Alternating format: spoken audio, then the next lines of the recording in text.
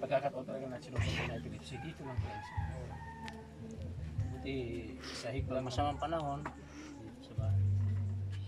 Sa kabila. Pinatayuan niyo ang kubo-kubo siya dito. Oo. Kasi pag dumidumi, hindi namin alam. So ito may binigay kunting tulong si Ate Rosa. Dagdagan ko galing kay Ate Amor.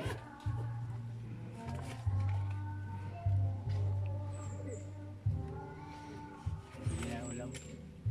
Bili ulam. Ito kay Auntie. Dagdagan ko galing kay ito. 300.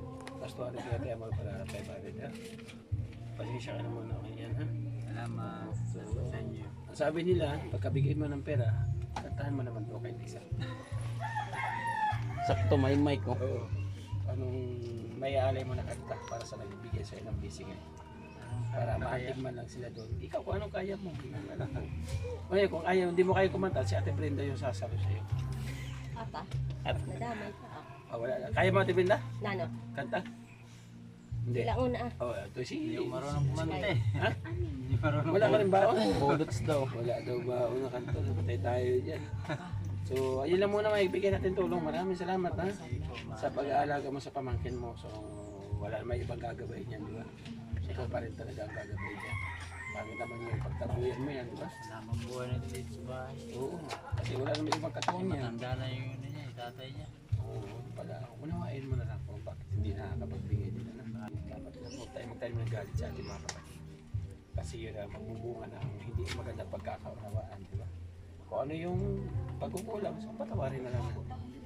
At ipagsadyos na lang natin yung mga bagay na makakapagpapay. Yun ang magandang unawaan ng magkakapatid. Di ba, Lee? Opo. Ito yung Eli. Di ba, Ate Jennifer? Tama ba yun? Tama yun. So yung iba dito mga kalingap, panoorin nyo sa channel Ate Jennifer at mag-interview kay Kuya. So wala din ko. Panoorin nyo po sa kanya mga kalingap kung paano niya po interviewin. Bahala na po siya sa kanya po diskarte. Diba? So, salamat kaya ha. Thank you po. Salamat Ate Big Jones, thank you. Kay Auntie Rosa, maraming salamat. Tatlong mga kababayan natin na may mabuting puso at nagtulong-tulong para mapaabutan ng konting tulong ang isang binatin yung ito. Pero mo 20 years old, oh. Gusto lang 7 years old. Di ba? Ang kanyang kaisipan ay napakamura, napakabata. Nakalingap sa. Salamat po muna pansamantala. God bless po. At sa lahat po ng mga nakaabot dito sa ating last na part ating vlog. Thank you. Mag-thank you kayo. Nagbigay ng 300. Maraming salamat po. Wala nga naman kuya, pasensya na kayo yun lang ang anak ko, dala ko eh. So, thank you po mga kalingap. Yung ating mga volunteers na sa gilid po natin screen.